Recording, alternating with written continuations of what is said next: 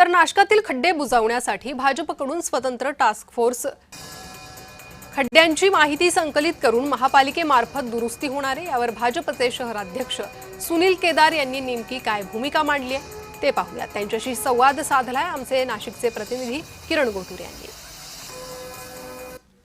मागच्या काही दिवसांपासून नाशिक शहरातील रस्त्यांवरती मोठ्या प्रमाणात खड्डे पडलेले आहेत आणि या सगळ्या खड्ड्याच्या मुद्द्यावरती अनेक आंदोलनं सुद्धा आतापर्यंत झालेले आहेत। नाशिक महापालिकेवरती भाजपची सत्ता आहे आणि आता भाजपने सुद्धा या सगळ्या मुद्द्यावरती वैयक्तिक पक्षाकडून एक टास्क फोर्सची निर्मिती केलेली आहे आणि त्या संदर्भात आपण माहिती घेऊयात। माझ्यासोबत नाशिक भाजपचे शहराध्यक्ष आहेत। हे नेमकं टास्क फोर्स काय काम करणार आहे? खड्ड्यांच्या पार्श्वभूमीवर भारतीय जनता पार्टीचे आमदार, नगरसेवक, मंडलाचे अध्यक्ष, त्या प्रभागात राहणारे केंद्रीय स्तरापासून बूथ लेवलपर्यंतचे सर्व पदाधिकारी कार्यकर्त्यांना आम्ही सांगितलेले की आपण त्या पद्धतीनं अधिकाऱ्यांना सांगून, महापालिकेला सांगून आपण हे खड्डे बुजवायला प्राधान्य द्यायचं आहे।